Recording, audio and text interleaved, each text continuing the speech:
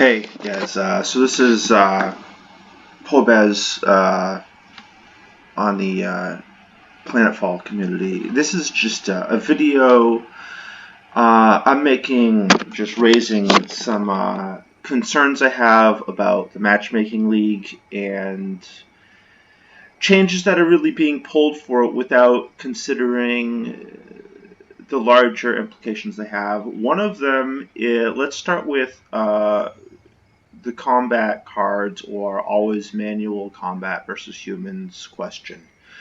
I believe the most balanced state to keep the game in is to leave it as always ask all of the time. Always attacker's choice. If combat cards are to be used, I feel like 310 is good and reasonable, but not in a duel. To use combat cards in a duel, I feel is very unreasonable. They're a great feature for larger games. Um, I wouldn't be completely against having them in a duel. I mean, I'm strongly thinking it disrupts balance. If you want a fast game, they're great. If you want balanced competition, I think they're a bad idea. One example of why I picked this game to show, because I'll keep it quick, Marty, in a minute, because it's a developed board. I am losing this match here, more than likely. Now, my opponent here, I should have moved back from this city. I should have gave him that city while I moved over. And part of the reason I lost was I messed up my research, but he's basically deathballing. He's got all his units here. He doesn't really have forces over here. I'm moving here, and I should have probably been moving here too. But with a weaker force here. In part of the reason, like if I'm playing Syndicate Void Tech, and the reason I play that is I want the best scouts in the game, which is kind of my thing, and how I get that is through two techs. I have this one here, which gives all my scouts, all my scouts 2 extra vision, along with this one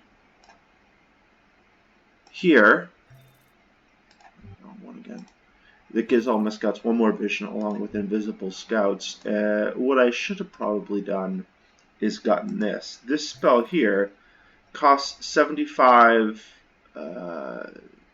Basically, the big thing is it costs 7 casting points. Now, if I want to run a strat where I use that spell, get 3 ranks of casting points, and run Technologist or something, and the other thing is, along with Void Tech, it's all about kind of slowing down enemies. So, if I want to research this, and let's say, the heck is it? Yeah, this and this, so the enemies in my domain have to move through my domain more slowly, and then run this, basically, and do something along the lines of doing that instead of researching, I don't know, economy, like neglect my economy to get that early, and maybe neglect researching units. So I typically don't research Wraiths, so I don't have Wraiths. My opponent has Wraiths, okay? And maybe have a scout here, send in 2 scouts or whatever, 1 scout, and then run away. And on, my second turn in combat, I can nuke 1 guy down for 80% chance to insta kill an enemy. And then, while it's still my turn, run out of the combat, ending the fight. Basically, slowly over time weakening his death ball so that, over in 2 more turns when he makes it to my city, maybe I can get an even trade instead of getting steamrolled. Because I chose not to. It's like in Age of Wonders. If somebody wants to rush, I don't know, what the hell is it? if I'm playing a Goblin Sorcerer with Destruction Master and I rush for the Destruction spell, the hell was it called? The insta-kill destruction spell. And my enemy rushes for, I don't know, he's a warlord, and he rushes for fucking manticores or whatever. You know, if I can, I should be able to use the thing that I researched for. I feel like forcing combat cards, or especially forcing auto combat, unbalances the game for a reason of it heavily. It favors one style of gameplay strongly over another. It favors deathballing. It favors just getting big units and deathballing instead of trying to make the game interesting by maintaining multiple positions on the map. And it makes stuff like, trying to do spot removal along with stuff like, slow down tactics less interesting. Another thing is fast game speed. The reason I believe that's unbalanced is it changes the balance of your value of resources, because it makes you get food and research faster, which creates a situation you run into where your production and gold cannot keep up with your food and research income. So it kind of makes research and food less valuable in a way. I don't know. I think it changes the value of the resources, and I think that is a balance question as well. Because if you want the game to go faster or whatever, okay, great. If you want to have a good balanced game, I don't think that's so great. You know, I don't know. It just I think if fast settings also made you get more production and more gold. You know what I mean? Like, if it just increased everything, I think it'd be fine. But where it only increases food and science values, I think it's a balance question. Um, and again, regarding the force auto combat. I mean, this is kind of a core syndicate ability, and then this here and sorry, what the hell is it? This here, yeah, this along with, I think it's this one.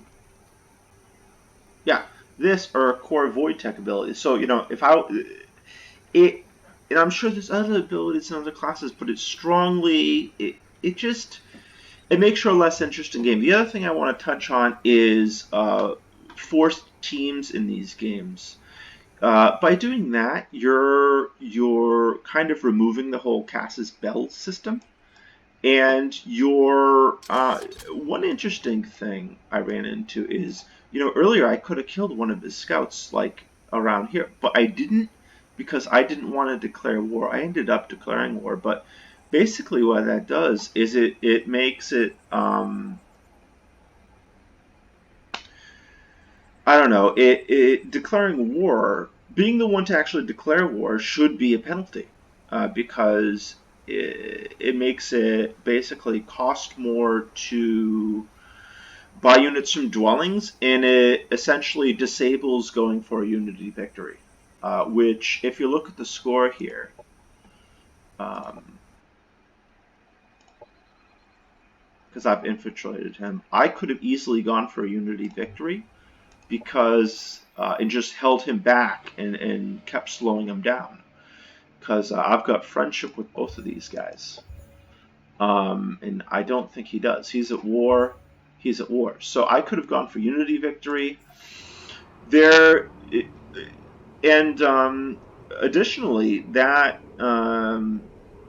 you can kind of have a cold war. Like earlier in the game, he was trying to. I didn't do this because I didn't think of it. I'm still kind of learning like the rest of you. But he was going for like, I don't know, like a sector here or something. And I could have actually left a runner just sitting there, basically to force him to be the one to declare war, which is, kind of a little mini game you can play. Like, oh, you want that sector?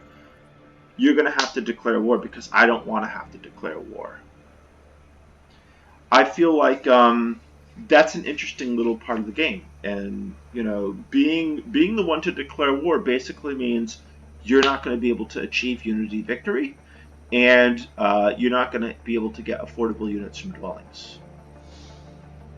So I feel like removing that piece of the game, it makes things less interesting, and it kind of, I don't know.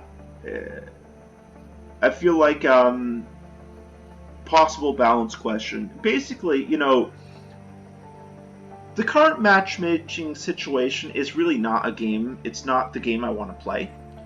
The game I want to play is, not full manual combat versus humans. I feel like, it should be, you should have the option to auto combat it, because if I've researched spells where I can instant nuke one unit per fight, you really don't want to go into that with me on manual combat if you have a bigger force and I've got like 2 scouts, because I'm going to kill one of your guys. If you go in with auto combat, you'll be better off. So I think full standard default settings is probably optimal balance, and I would suggest not changing anything right now without really taking time to consider what effect all the changes you make will have. And I would recommend, for matchmaking, if we're going to have combat, maybe arrange it where both people can just hop online and bang it out in 10 to 15 minutes or whatever, and just do it that way.